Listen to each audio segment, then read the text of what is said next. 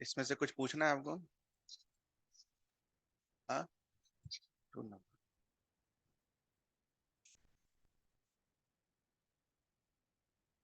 पहला हो गया।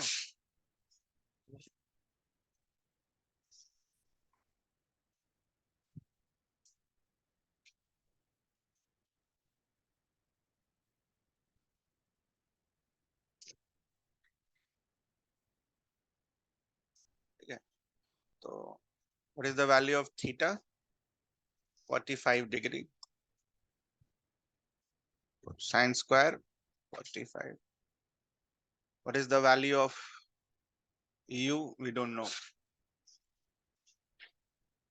g is 2 into 10। माइनस नहीं लेंगे, ओके? माइनस क्यों नहीं लेंगे g को? बॉल तो ऊपर जा रहा होगा, माइनस क्यों नहीं लेंगे इसको? बोलिए। ठीक है, था डाउट, सॉल्व कर रहा था तो माइनस आ गया था। देखो बेटा, माइनस इसलिए नहीं लेंगे बिकॉज, यहाँ देखो ध्यान से, हमने ऑलरेडी माइनस यहाँ पर इनकॉर्पोरेट कर लिया है ना, डायरेक्शन को। तो इसीलिए अब जो वैल्यू जी का यूज करेंगे वो कौन सा यूज करेंगे? जो वैल्यू दे रखा होगा। तो माइनस दोबारा से नहीं लिखेंगे, ठीक है?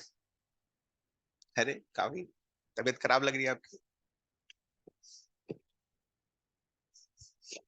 कोई बात नहीं। और what is the maximum height? 6 metre. ये इक्वेशन आया होगा आपका, सॉल्व फॉर यू स्क्वायर। ठीक है, a bullet shot hits the ground 4 kilometer away which is at an angle। Diagram बनाया हमने, ऐसा कुछ होगा। This is how much? 30 degree. कितना दूर जाकर गिर रहा है? 4 kilometre away on the ground. ठीक है, दिस विल बी 4000 meters। ठीक है, what should be the projection angle to hit the target 6 kilometer away? ठीक है, अच्छा, पहले तो u निकाल लो यहां से। ठीक है, क्या है formula? 2u² sine theta cos theta by g which is equals to 4000। निकाला हमने u? निकाली?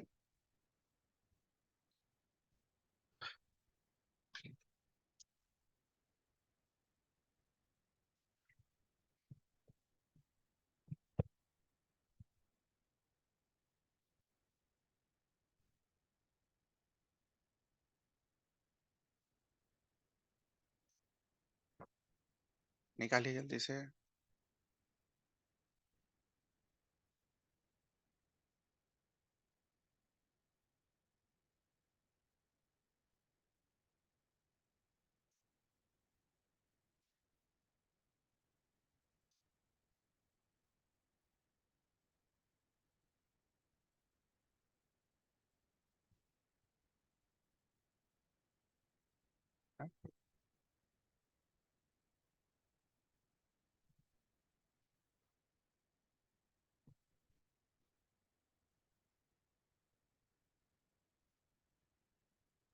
पूरा u का वैल्यू, ठीक है? देखो, आपसे u किसी ने नहीं पूछा है, यू स्क्वायर का ही वैल्यू खाली निकाल के छोड़ देना, u का वैल्यू निकालने मत जाना, ठीक है?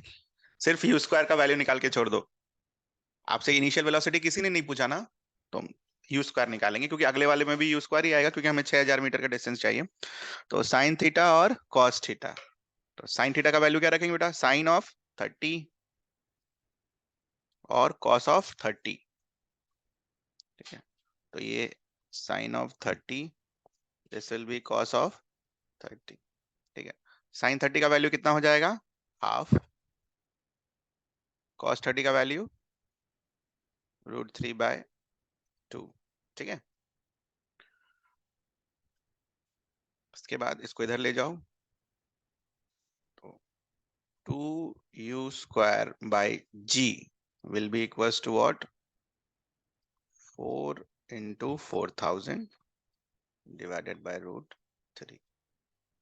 ठीक है, देखो अगले वाले फॉर्मूला में भी ये पूरा आएगा, तो फालतू इसको अलग से 10 और 9 से मल्टीप्लाई करके फिर डिवाइड वगैरह नहीं करेंगे। ठीक है, रहने देंगे। आप चाहो तो निकाल भी सकते हो, जी को इधर ले जाओ, 2 को इधर ले जाओ, फिर u² लिखो, वो रहने देंगे, उतना टाइम नहीं है अपने पास निकालने का, है ना। अब क्या बोला उन्होंने? What should be the projection angle such that, ये कहाँ गिरे? 6000 मीटर पर। ये बनाया आपने डायग्राम, तो projection angle will be theta, और वेलोसिटी वही रहेगी, इनिशियल वेलोसिटी u। तो 6000 वाले के लिए लिखो फॉर्मूला, क्या लिखोगे? 2u² sin theta cos theta divided by g is equals to, this time how much? 6000।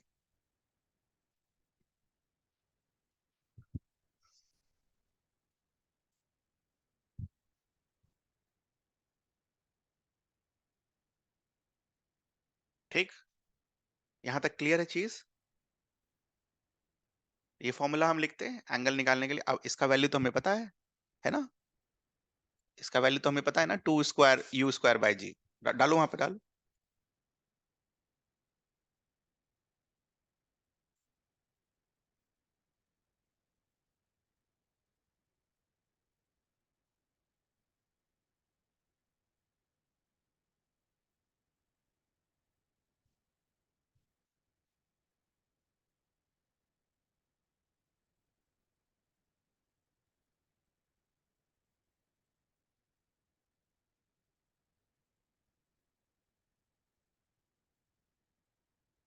ऐसा आया, 6000 divided by 16000 into √3। 2 3 2 8, 3√3/8।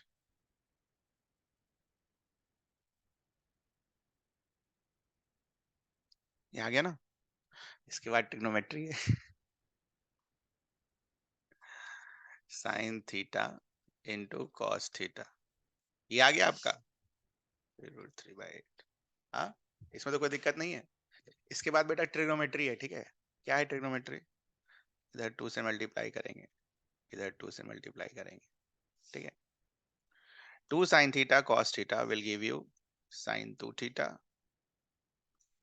this will give you 3√3/4। okay, ऐसा कैसे आ गया यार?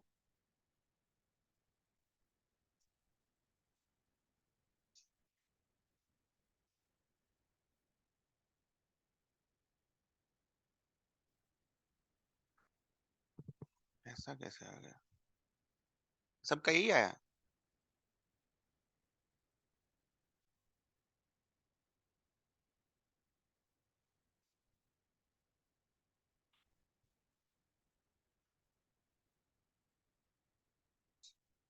तो वैल्यू गलत है।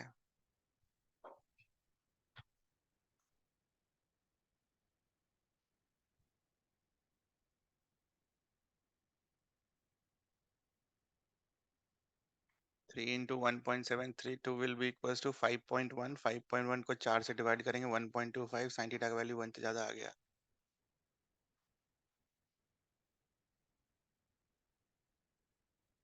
कुछ तो डेटा का गड़बड़ होगा फिर, ऐसा तो नहीं होना चाहिए।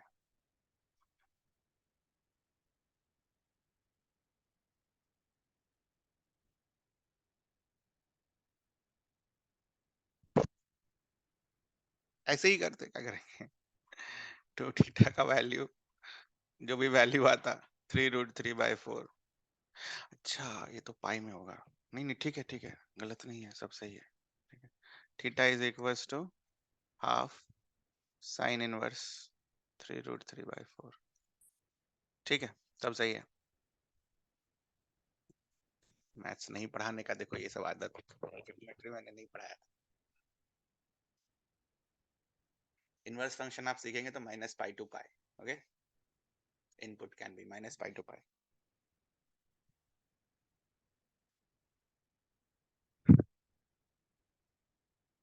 यार अभी के लेवल पर ये साइन इनवर्स वगैरह छोड़िए, ये आया sine theta into cos theta 3√3/4, आसान आएगा आपके लिए, okay? लेकिन ट्रिग्नोमेट्री सीखना होगा थोड़ा बहुत। चैप्टर्स ध्यान रखना जो बोला है, ठीक है, उसमें ट्रिग्नोमेट्री ऐड कर लेना, यहाँ पर यूज होगा, ठीक है। थर्ड हो गया, तो इन 2 सेकेंड्स, ठीक है, तो ये तो टाइम वाले पर क्वेश्चन है। 2u sin theta by g is equals to 20, sine theta का वैल्यू वहां रख दीजिए, u मिल जाएगा। 2u sin of 60 by g is equals to 20, ठीक है।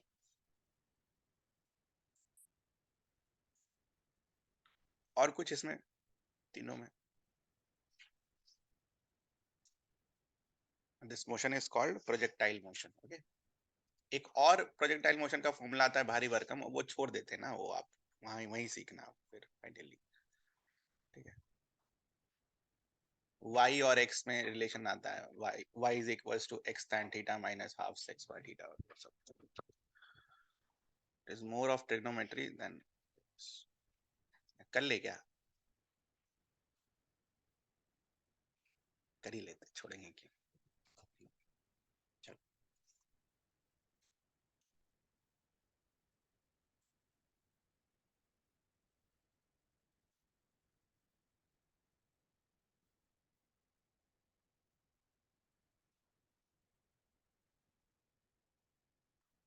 एक मिनट सोच रहा हूँ बस करना है या नहीं। साइन थीटा इंटू 3,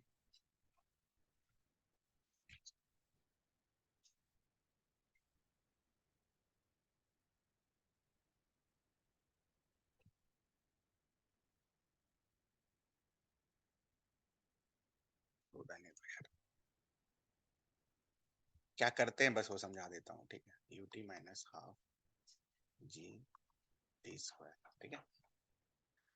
तो y डायरेक्शन में बेसिकली हम पैरामीट्रिक फॉर्म में लिखते हैं, ठीक है, जब y डायरेक्शन में मूवमेंट हो रहा होता है, ठीक है। तो y will be, y direction में क्या था हमारा velocity, initial velocity u sin theta, t का वैल्यू यहाँ पर पुट करते हैं, ठीक है, माइनस हाफ g, और यहाँ पर t का वैल्यू पुट करते हैं, ठीक है, और इसको रीअरेंज करके tan थीटा और sec थीटा के फॉर्म में हम लिखते हैं। It's a very important equation to know the position of an object. मेरे हिसाब से डेरिवेशन तो कराएंगे ही आपको, पोजीशन ऑफ ऑब्जेक्ट करते क्या है, y डायरेक्शन में s equals to ut plus half a t square लिखते हैं, ठीक। y डायरेक्शन में अगर आप मूव कर रहे हो तो आपका कोऑर्डिनेट टाइम के साथ कैसा होगा, y डायरेक्शन में मूव कर रहे हो तो कभी आप यहाँ पर होगे, यहाँ होगे तो आप यहाँ पर होगे, यहाँ होगे तो यहाँ पर होगे, ठीक है। तो y डायरेक्शन में जो आप मूवमेंट करते हो उसका इक्वेशन लिखाता है यहाँ पर, कैसे लिखते हैं, ut minus half G T square, u का value will be u sine theta, और t का वैल्यू हमने ऑलरेडी वहां पर निकाला, ठीक, 2u साइन थीटा बाई जी, तो इसको आप यहाँ पर पुट करेंगे तो tan थीटा और sec थीटा में रिलेशन आता है, दिमाग नहीं खराब करेंगे इसके ऊपर। तो it's a very important equation. तो ये कुछ चीजें हैं प्रोजेक्टाइल मोशन के, प्रोजेक्टाइल मोशन में बेसिक जो ये डायग्राम वगैरह है। अच्छा ये पाथ कैसा होता है बेटा, what is this path, parabolic. Parabolic हमने कहाँ पढ़ा, क्वाड्रेटिक इक्वेशन। चलिए नेक्स्ट इज कुछ क्वेश्चंस करने हैं हमें इस पर, कंजर्वेशन ऑफ मोमेंटम और जो भी है वो करेंगे, उसके बाद फिर फोर्स का रिजॉल्व करेंगे, ठीक है। तो इसको करिए, मोमेंटम का है और फोर्स का है, क्वेश्चन करेंगे उसके बाद फोर्स को रिजॉल्व करेंगे, दो कंपोनेंट्स में।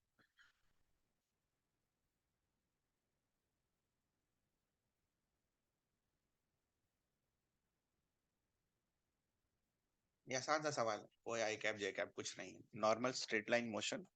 ठीक है, ये आपने 9 में किया होगा, वहीं से उठाया क्वेश्चन किताब से।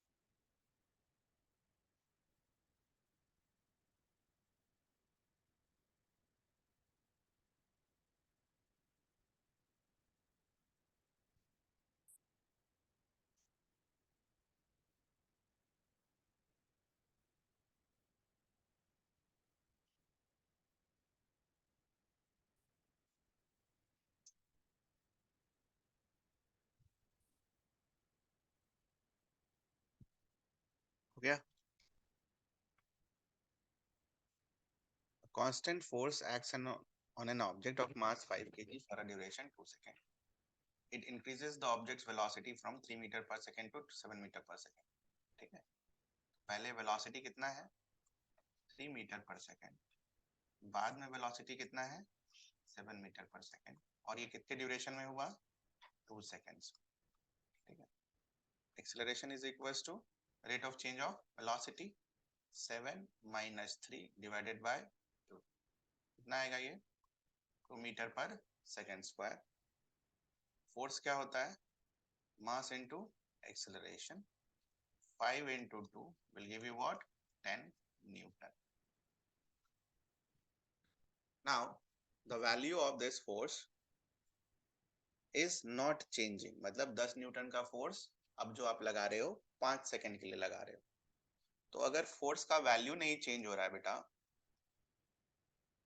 तो ऑब्जेक्ट का मास भी चेंज नहीं हो रहा है। ऑब्जेक्ट का मास चेंज नहीं हो रहा है तो एक्सेलरेशन का वैल्यू क्या है वापस से सेम।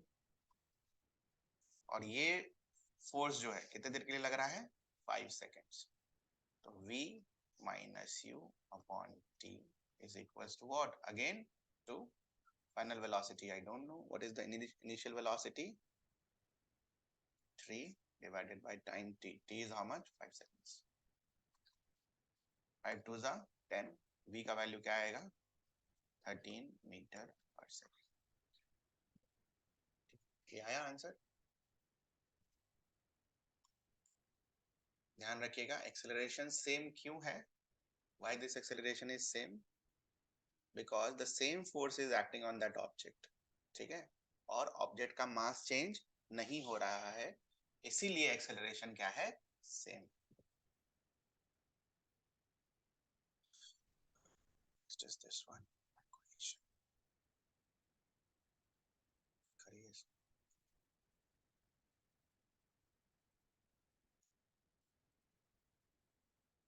मोमेंटम वाला क्वेश्चन करा था ना हमने क्लास में, इनिशियल मोमेंटम फाइनल मोमेंटम, वही है करो। सिस्टम बनाना है, बिना डायग्राम का सॉल्व नहीं करना है।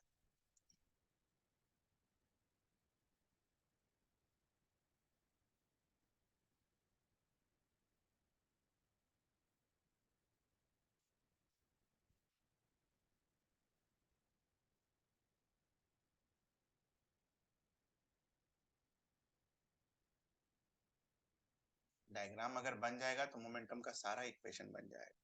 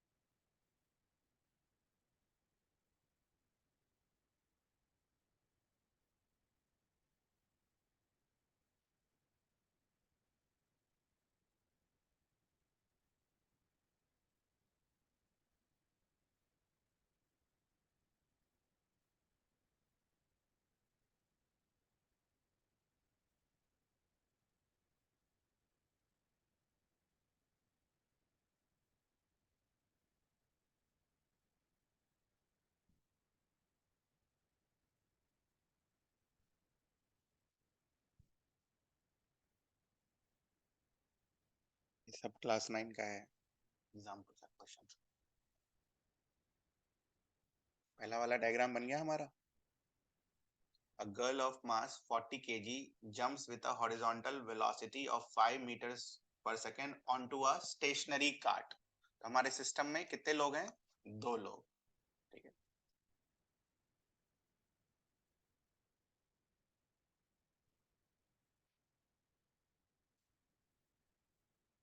ठीक है। गर्ल कितना है इसका? 40 kg और इसकी वेलोसिटी इधर मान लेते हैं पॉजिटिव 5 मीटर पर सेकेंड। और ये क्या है अपना? Stationary cart with frictionless wheels. ठीक है, इसका मास कितना दे रखा है? 3 kg। शुरू में गर्ल अलग, कार्ट अलग। When she jumps on it, this is the initial situation। ये बनाना होगा, बिना इसके कैसे लिखोगे मोमेंटम? हमेशा डायरेक्शन या कुछ गलत आ जाएगा। When she jumps on it, ठीक है, जब इस पर जंप करेगी इसकी कुछ वेलोसिटी होगी, उधर ही डायरेक्शन में मान लेते हैं, same direction. But what happens, इसका 40 और इसका 3 kg। What is the system mass? Mass of the system 43 kg। इसके बाद इनिशियल, क्योंकि सब कुछ फ्रिक्शनलेस पर है, कहाँ गया friction word? This word. What is the meaning of this word? क्यों लिखा फ्रिक्शनलेस व्हील? फ्रिक्शन लिख देता तो क्या हो जाता? बताइए, ये तो सोचना होगा ना।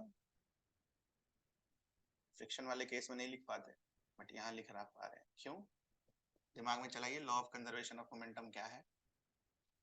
शुरू से पहली लाइन से, in the absence of net external force initial momentum should be equal to final momentum, है ना? तो हमने इनिशियल मोमेंटम और फाइनल मोमेंटम को अगर बराबर करना है तो नेट एक्सटर्नल फोर्स कितना होना चाहिए? 0।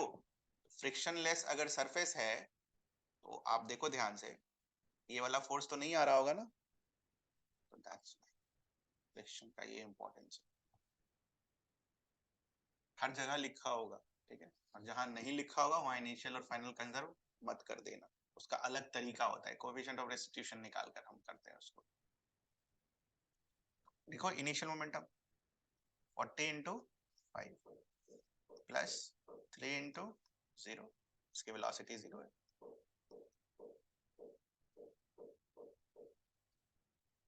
लिखा हम फाइनल। फाइनल लिखो, फाइनल तो खुद से लिख सकते हो। फाइनल मोमेंटम 43 और दोनों साथ में होंगे ना, तो जो कार्ट की वेलोसिटी होगी वही गर्ल की वेलोसिटी भी होगी, 43 into 3 into 0 will give you what? 0. 200 is equals to 43 into v. v का वैल्यू क्या आएगा? 200 डिवाइडेड बाय 43 मीटर पर सेकंड। ये आया आपका आंसर। और डायरेक्शन भी बोलना है, in the direction of what? In the direction of jumping. जिस डायरेक्शन में जंप किया उसी डायरेक्शन में मूव करें, है ना। v पॉजिटिव आ गया ना बेटा, हमने इस डायरेक्शन को पॉजिटिव माना था, हमारा v भी पॉजिटिव आ गया, तो इसका मतलब जो डायरेक्शन हमने पॉजिटिव माना है उसी डायरेक्शन में ये लोग मूव करेंगे। मान लो आपने सॉल्व करते और v का वैल्यू आ जाता -200/43, मान लो आ जाता, फिर इसका मतलब क्या होता? उल्टे डायरेक्शन। इस तरीके से बिना डायग्राम बनाए हुए मोमेंटम का क्वेश्चन सॉल्व मत करना, नहीं तो वैसे भी गलत आंसर आएगा। ठीक है, मैक्सिमम टाइम गलत ही आएगा, वैल्यू मैग्नीट्यूड सही आ जाएगा, डायरेक्शन गलत आ जाएगा। डायग्राम बनाइए और करिए। करिए अगला सवाल।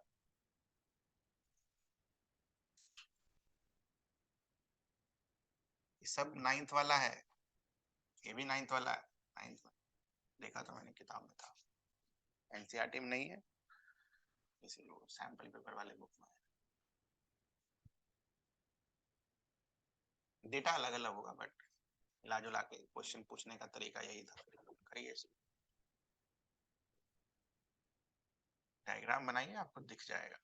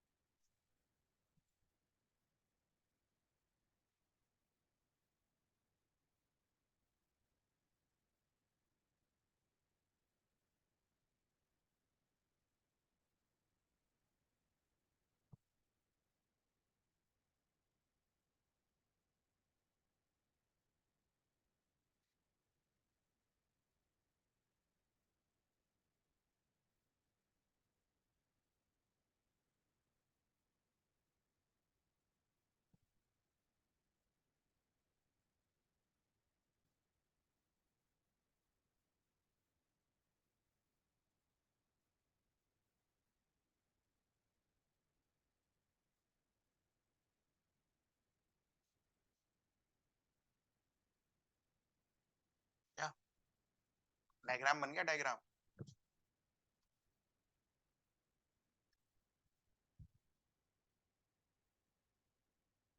वॉल है,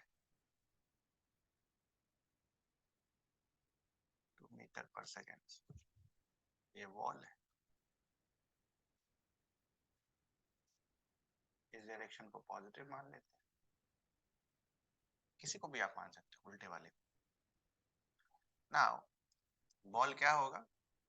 ठीक है, टकराएगा और टकराने के बाद वो वापस आएगा, है ना। चूंकि लिख रखा है बॉल रिबाउंड्स, हम इलास्टिक कोलिजन यहाँ पर मानेंगे, और रिबाउंड के बाद वेलोसिटी कितनी होगी? 2 मीटर पर second.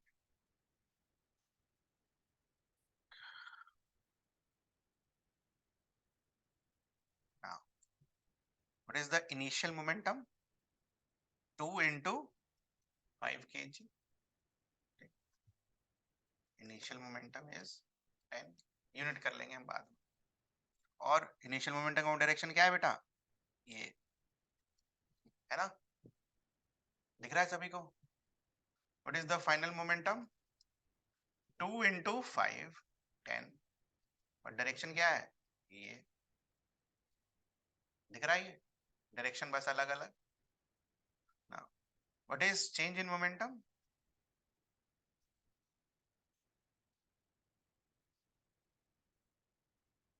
Final minus initial. Change ऐसे ही लिखते हैं, फाइनल माइनस इनिशियल। नाउ अब ये फाइनल वाले को क्या लिख देंगे? 10 लिख देंगे क्या? क्या लिखेंगे? -10, है ना। माइनस इनिशियल, इनिशियल हो तो खुद ही उधर वो डायरेक्शन पॉजिटिव है। क्या आएगा ये?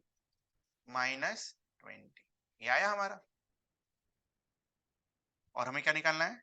Rate of change of momentum. तो रेट निकालने के लिए क्या करना होगा? चेंज इन मोमेंटम को टाइम से डिवाइड कर देना हो। This will B -200 Newton. तो दीवार जो है बॉल को कितना, इस डायरेक्शन में 200 न्यूटन, तो बॉल ने कितना मारा होगा इस डायरेक्शन में? +200 न्यूटन। ये डायरेक्शन माइनस होना भी यही चाहिए था। बॉल जो है दीवार को ऐसे धक्का मारेगा, दीवार कैसे धक्का मारेगा? उल्टा, माइनस साइन आया यहाँ पर, उल्टे डायरेक्शन। और इसको आप वेक्टर से भी कर सकते थे। ये डायरेक्शन एक्स एक्सिस वाला है ना बेटा, इसको क्या लिखते? 10 i कैप। ये डायरेक्शन कौन सा है? माइनस एक्सिस वाला, तो -10 i कैप। और उसके बाद यहाँ पुट कर लेते। फाइन, अब हमने वेक्टर के नोटेशन में अगर लिखा है तो directly -10 i cap, -10 i cap, -10 i cap. ठीक है, तो -20।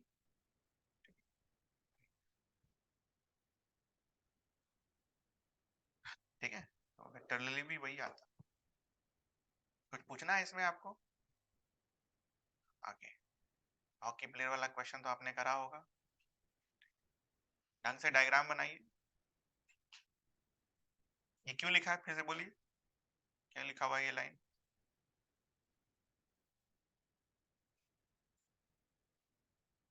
क्योंकि अगर वो लाइन नहीं लिखेगा तो law of conservation of linear momentum हम नहीं लिख पाएंगे। Because it is valid for what? In the absence of net external force.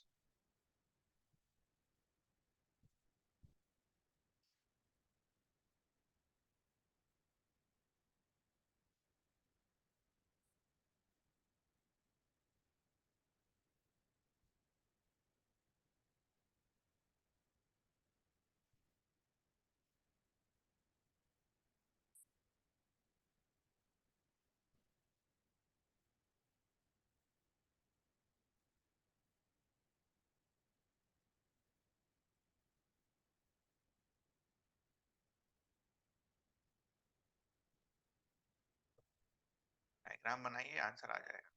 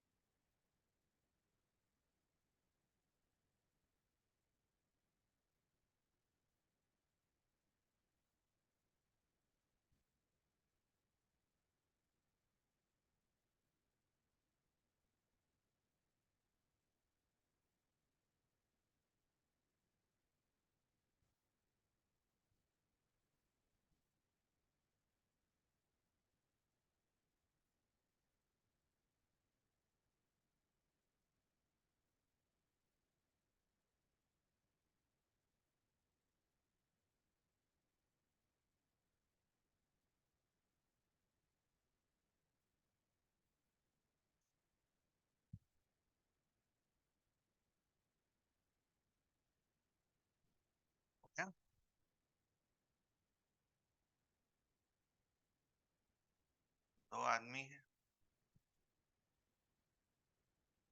एक 60 किलो वाला आदमी 5 मीटर पर सेकेंड से, और दूसरा 55 किलो 6 मीटर पर सेकेंड से। अब ये ध्यान देना, अगर हमने 6 मीटर पर सेकेंड इधर बना दिया तो गलत हो जाएगा। क्यों गलत होगा? बिकॉज यहाँ पर क्या लिखा हुआ है, टुवर्ड्स द फर्स्ट प्लेयर। अगर फर्स्ट प्लेयर ये है तो इसका वेलोसिटी टुवर्ड्स बनेगा, तो ये वेलोसिटी गलत होगी, वेलोसिटी ये लिखेंगे।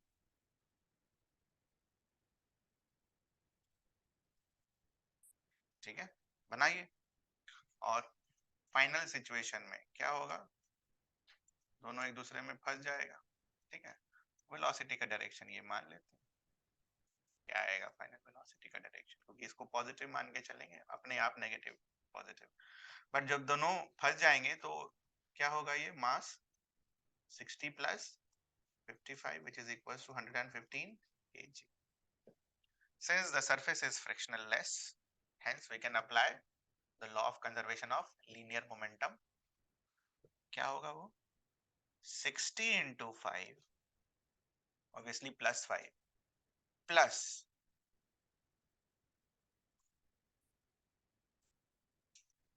55 into minus 6.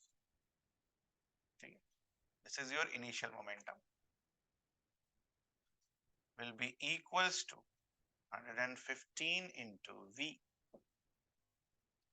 सॉल्व कर लेंगे, 300 50 300 330 v का वैल्यू क्या आएगा, -30/115 ये आया। ठीक है,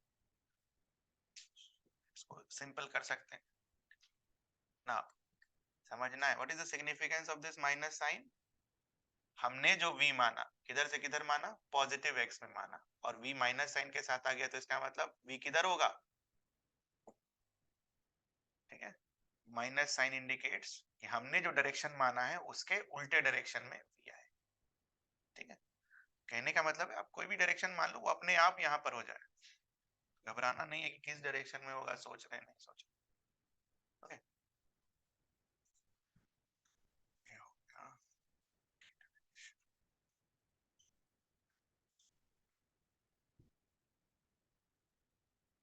नेक्स्ट लिखो। ठीक है, फोर्स तक पहुंचते हैं। रिलेटिव वेलोसिटी, ये चीज पढ़ाते पढ़ाते देखो याद आती है ना, नहीं पता चलता क्या करना है नहीं करना है। रिलेटिव वेलोसिटी, रिलेटिव वेलोसिटी का एक बढ़िया एग्जांपल, वो ट्रेन वाला सवाल हम कौन से क्लास में करते हैं, ट्रेन सेम डायरेक्शन में जा रहा है, ट्रेन उल्टे डायरेक्शन में आ रहा है, 7 कब करते थे, 8 कभी करते थे ना, नहीं किया आपने। उल्टा डायरेक्शन में आता था तो ऐड कर देते थे, सीधा डायरेक्शन में जाता, दोनों एक डायरेक्शन में जाता था तो क्या करते थे, घटा देते थे, और लेंथ ऑफ ट्रेन हमेशा क्या होता था, ऐड। ठीक है, बड़ा परेशान किया था। तो वो किसकी वजह से होता था, it was because of this relative velocity. How do we define relative velocity? Velocity of B with respect to A is equals to absolute velocity of B minus absolute velocity of A.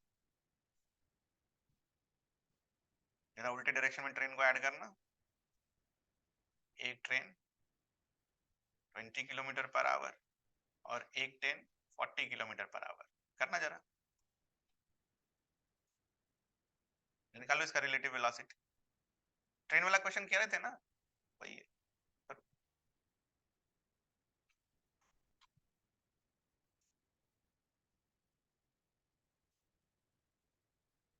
किसी को भी positive negative मान लो, क्या आया, जुड़ा।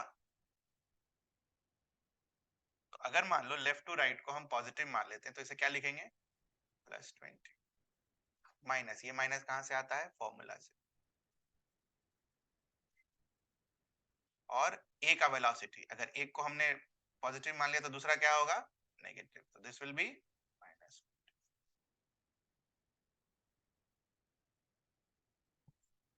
यही आता था, दोनों ऐड कर देते थे हम। तो बेसिकली तब हम जब ऐड कर रहे होते थे तो क्या निकाल रहे होते थे, रिलेटिव वेलोसिटी। ठीक है, सेम डायरेक्शन वाला करो, train is going in same direction.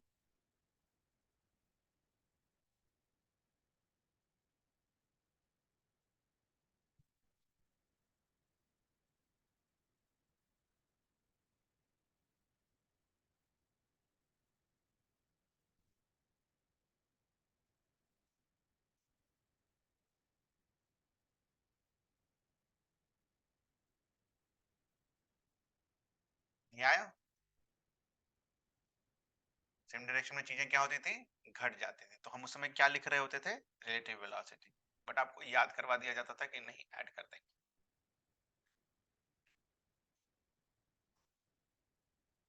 इसी चीज को आपको वेक्टर फॉर्म में सिखाया जाएगा। Suppose I give you velocity of B is 3 i cap, velocity of a is 2 i cap। Find out करिए velocity of b with respect to a।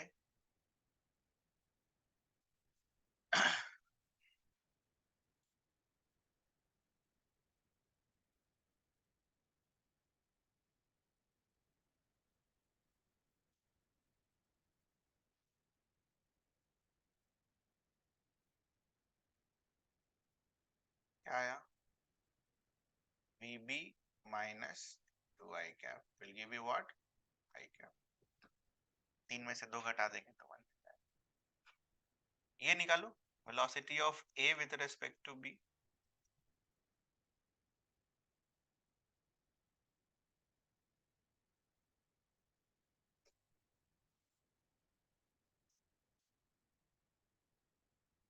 क्या आएगा,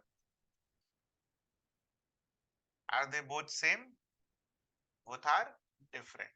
why they are different, only magnitude is same but the direction is what।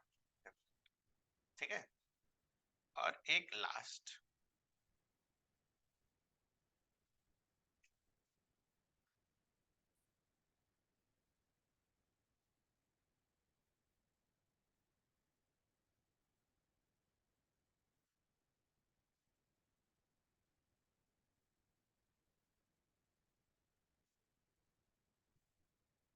Vector में निकालना है, modulus निकालना है, vector में निकालना है, मॉडुलस निकालना है। करिए,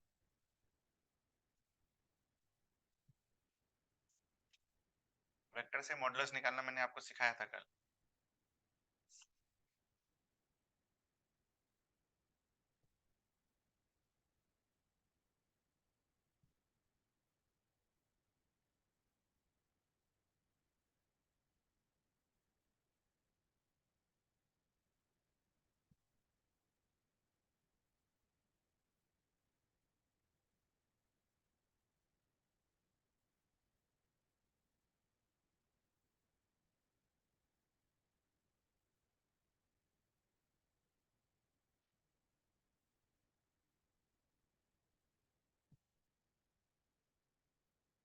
आठवीं में क्या सीखते हैं, लाइक टर्म को एक साथ घटाएंगे और जो लाइक टर्म है एक साथ यूज करेंगे, सीखते हैं ना।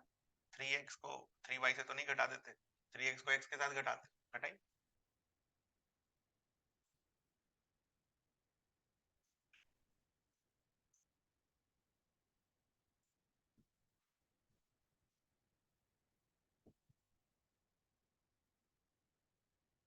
ये आया आपका माइनस आई कैप प्लस जे कैप, मॉडुलस निकालिए।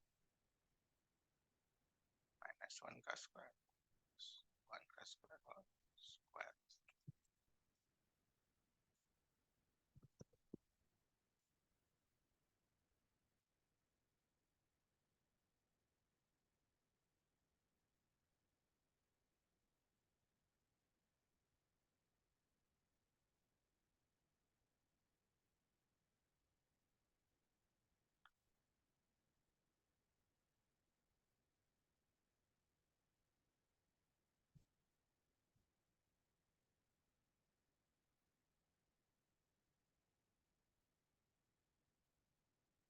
मॉडुलस अभी भी क्या आएगा, सेम।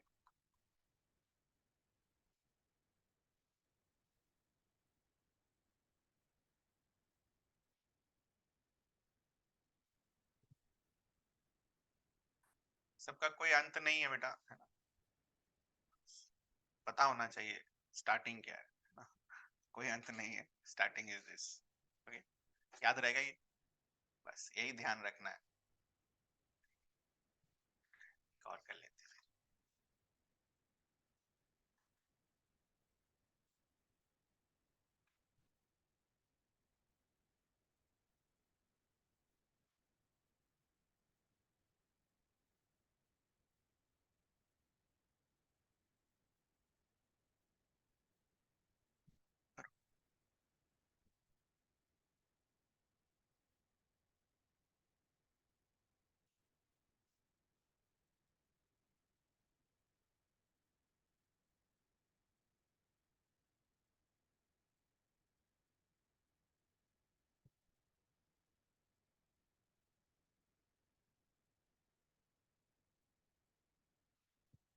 ऐसे बढ़िया एक क्वेश्चन बनता है जो आप बनाओगे वहां।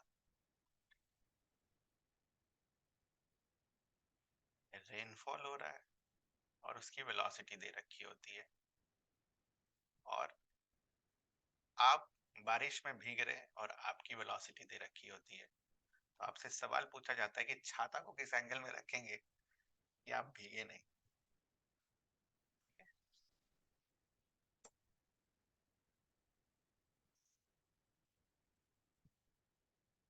छाता को किस एंगल में रखेंगे?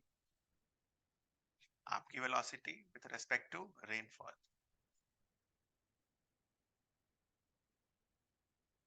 घटा देंगे, उसी डायरेक्शन में छाता को रखें।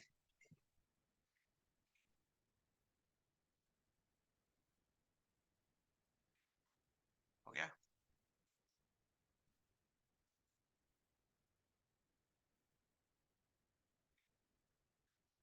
Five i cap 6j cap i cap minus 3j cap minus, ये वाला माइनस साइड राइट जाएगा तो plus y cap minus 3j cap minus 5y cap minus 6j। Minus plus थोड़ी ना बदल जाएगा यार, तो वही रहेगा। 2 minus 5 minus 3i cap minus 3 minus 6 minus 9j cap. ये आया आपका आंसर। मॉडुलस निकालिए इसका।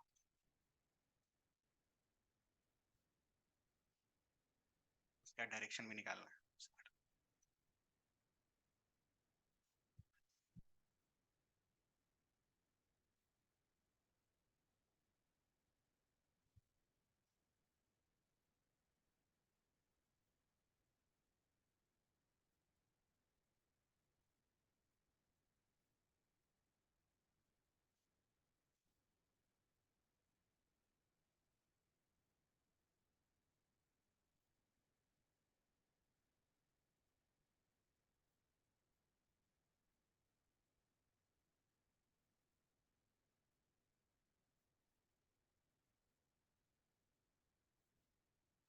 बोला था आपको ये बता देने की।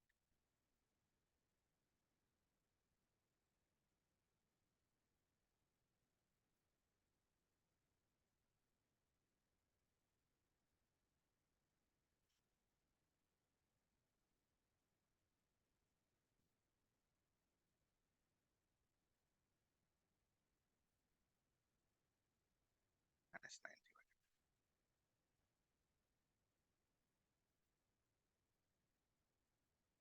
ये थीटा निकाला। पूरा x एक्सिस से निकालना होगा तो 180 जोड़ देना होगा। देखा जाए तो वही आंसर है ना? Pi plus tan inverse 3। तो हम ये निकाल लें छोटा वाला। ये आया आपका answer, tan theta equals to 3।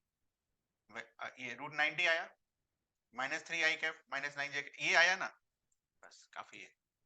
ठीक, तो ये था आपका रिलेटिव वेलोसिटी। ठीक, नेक्स्ट इज फोर्स। आपने इतना वेलोसिटी इतना डिस्प्लेसमेंट का कंपोनेंट निकाल लिया, तो फोर्स का तो डायरेक्ट निकाल लेंगे। निकालिए। एक चीज फिर रह गया, प्रोजेक्टाइल मोशन में बॉल जब आप फेंकते हैं तो मैक्सिमम कब आएगा? नहीं नहीं, पूछता है, कहाँ गया? बताओ फॉर्मूला।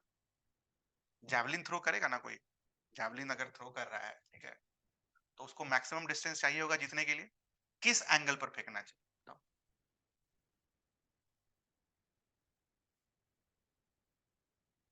आपके पास एंगल्स हैं, कौन कौन से एंगल्स हैं? हाँ, 0 डिग्री, 30 डिग्री, 45 डिग्री और 60 डिग्री और 90 डिग्री। वैल्यू पुट करके बताओ मैक्सिमम रेंज किस में आएगा? जल्दी जल्दी जल्दी जल्दी।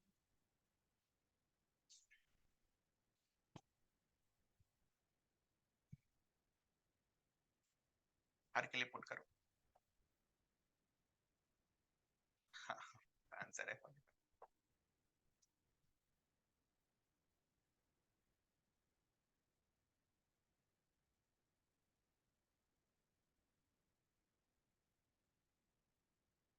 आंसर पता है तो कोई बात नहीं।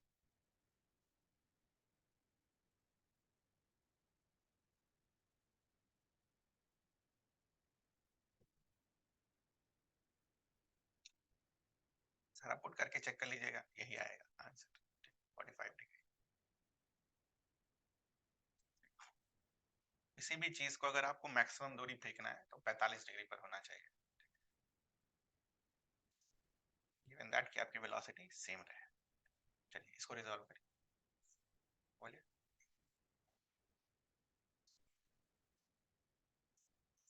हाँ सही होगा, आप ये बोल रहे हैं ना, बिल्कुल सही, बिल्कुल ले सकते, बोथ आर सेम, बस मैग्नीट्यूड अलग है। -3 और -3 यही ना, +3, सही। फर्क क्या है दोनों में? बस कुछ तो चेंज, कुछ तो अलग होगा ना, वेक्टर है तो।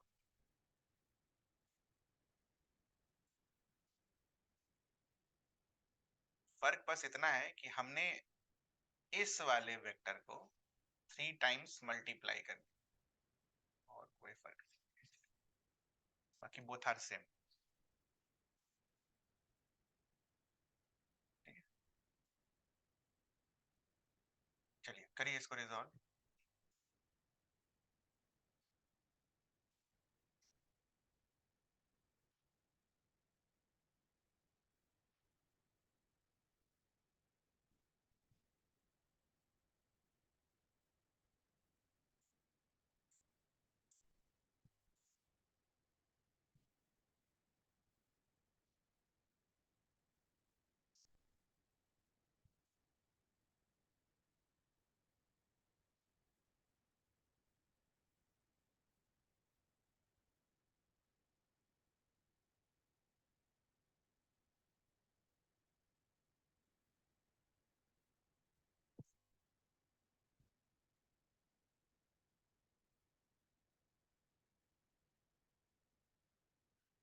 हो गया।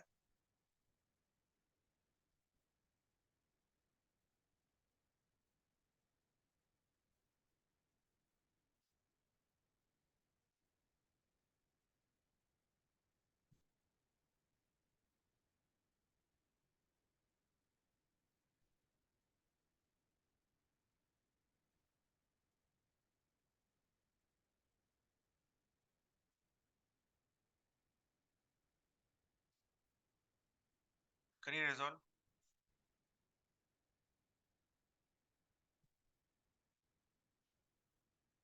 ये रहा 5 न्यूटन का फोर्स, रिजॉल्व करिए इसको।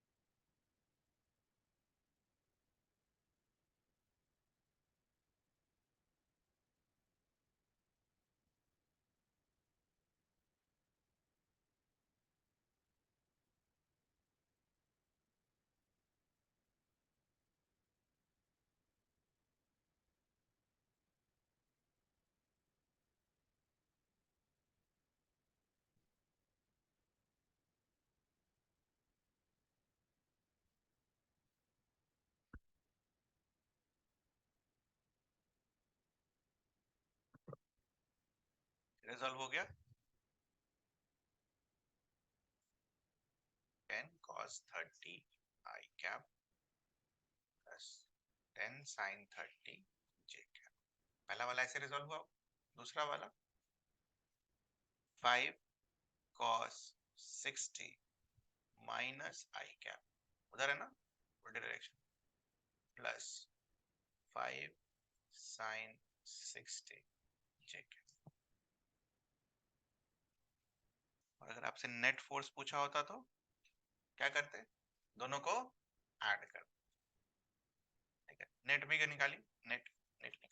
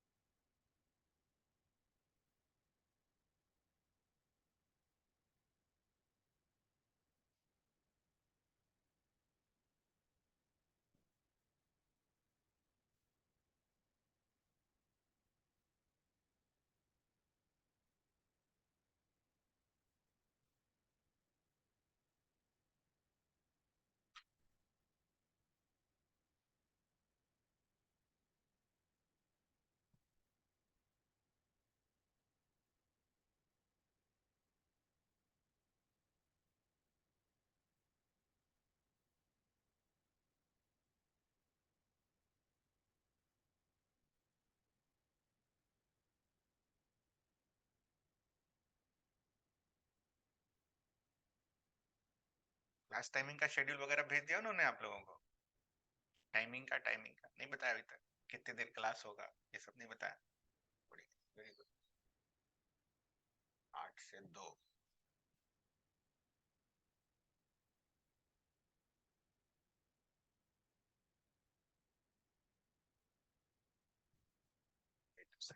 चार दिन हो गए, 4 दिन, 4 days a week।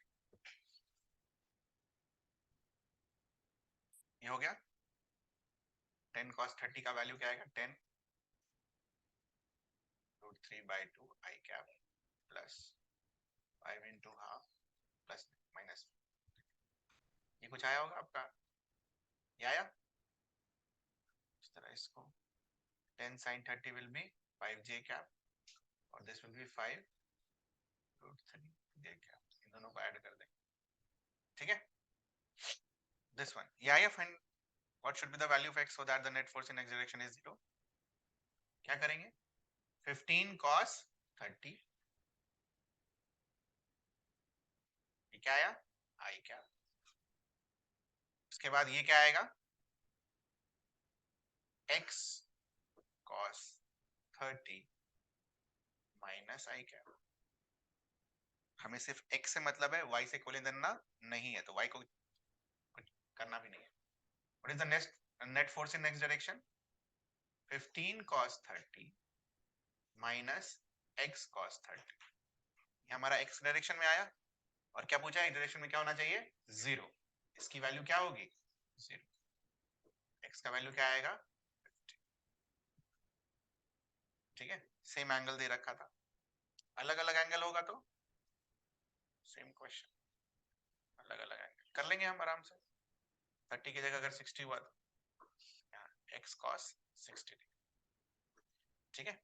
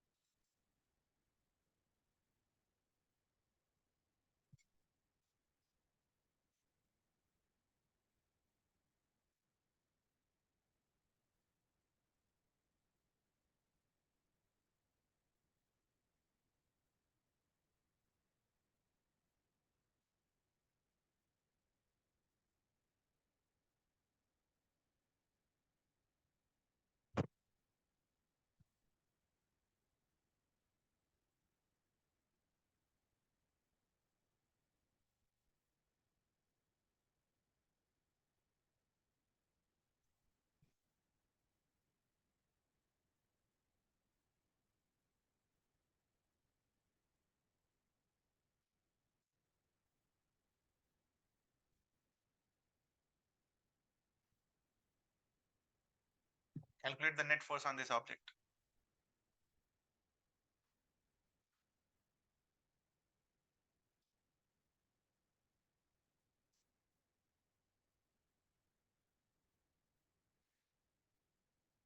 तरीका आपको पता है, सबको आई जे में लिखिए, आई वाला एक तरफ, जे वाला एक साथ।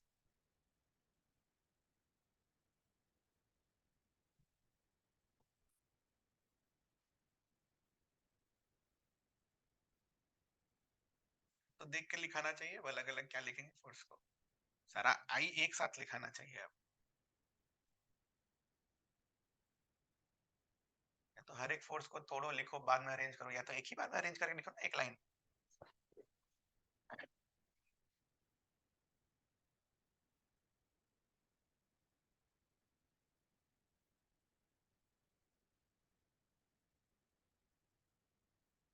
एक लाइन में आई लिख दो, एक लाइन में जे लिख दो।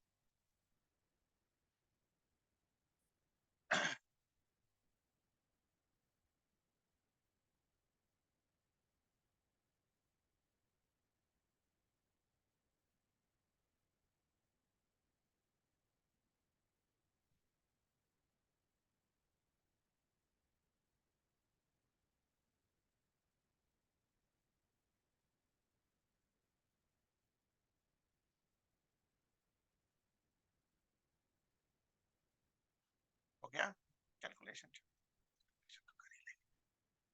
आई वाला अगर सारा एक साथ लिखें तो इसका क्या लिखेंगे, प्लस 10 cos 30। इसका क्या लिखेंगे, माइनस 10 cos 60। इसका क्या लिखेंगे, माइनस 20 cos 45। इसका क्या लिखेंगे, माइनस 5 सॉरी प्लस 5 cos 30।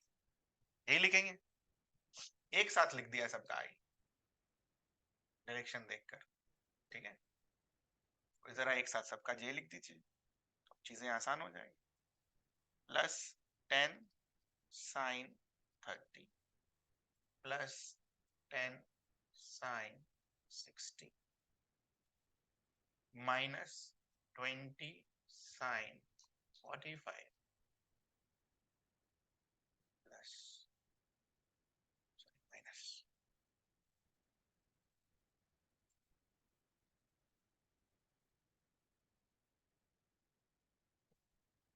यह है आपका आंसर। इसको ऐड कर लेंगे, जो वैल्यू आएगा वो आई कैप, तो वैल्यू आएगा उसके साथ जे कैप, माइनस भी आ सकता है और प्लस भी आ सकता है। ठीक है, यहाँ पर एक लाइन लिख लीजिए, when we depict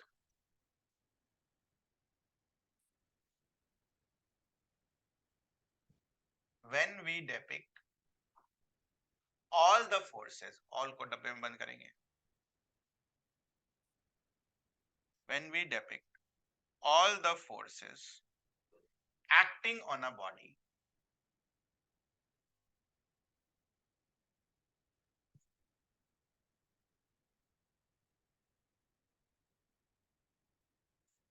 in a diagram, ये जो डायग्राम बना है,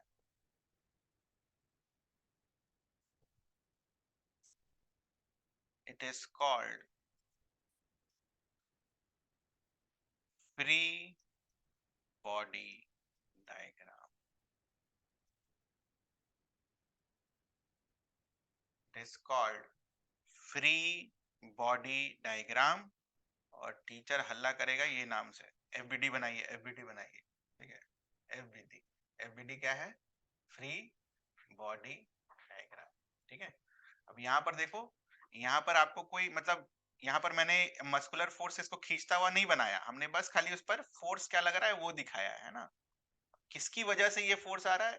ठीक है, स्प्रिंग की वजह से आ रहा है, स्ट्रिंग की वजह से आ रहा है, या कोई इसको खींच रहा है, वो सब हमने नहीं दिखाया, हमने बस क्या दिखाया है, फोर्स को।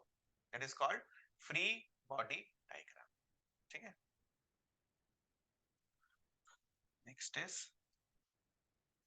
Force due to spring. Spring की वजह से क्या फोर्स आता है, स्प्रिंग देखा है हमने, ऐसा वाला,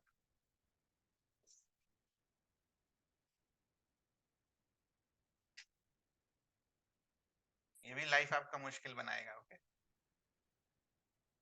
बट बेसिक चीज याद रखेंगे तो मुश्किल नहीं होगा। वो क्या, when we compress this spring, say for example इसका मास m है, ठीक है, जब आपने नॉर्मली इस पर कोई फोर्स नहीं लगाया है तो स्प्रिंग अपने नेचुरल लेंथ में, this is called natural length, कोई कंप्रेशन कोई एक्सटेंशन नहीं है। When you compress this spring, तो कंप्रेस में कुछ ऐसा दिखेगा,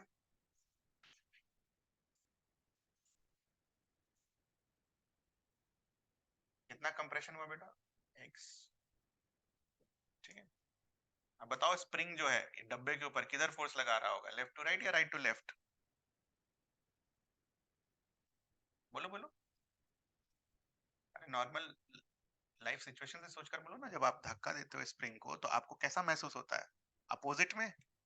तो ये जो फोर्स लगा रहा होगा स्प्रिंग किधर लगा रहा होगा, इस तरफ, ठीक है, इस तरफ। इस फोर्स का वैल्यू क्या आएगा, स्टिफनेस ऑफ स्प्रिंग, जो दे रखा होगा हमेशा, into this displacement x, which is written as k into x।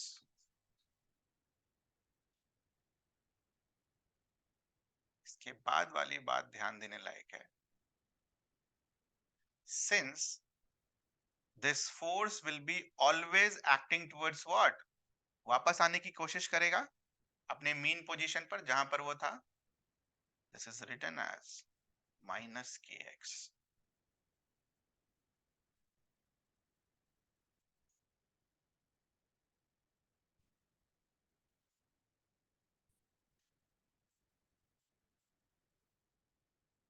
okay?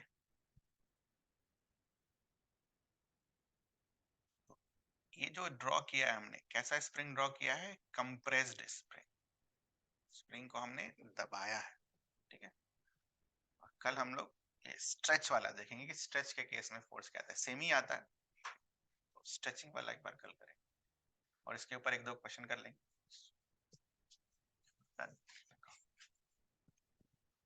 Relative velocity एक बार अच्छे से पढ़ लेना और कोई डाउट होगा तो मेरे से पूछ लेना, ठीक है। यहीं से चीजें समझ में आनी बंद हो जाती हैं कि क्या आ गया अचानक से, ये तो कभी देखा नहीं हमने, है ना। हिल पर आप चढ़ रहे होगे, छाता किस डायरेक्शन में पकड़े, छाता किस डायरेक्शन में पकड़ेंगे, रिलेटिव वेलोसिटी के डायरेक्शन में पकड़ेंगे। कैसे निकालते हैं, V B minus V A, कोई हार्ड नहीं है,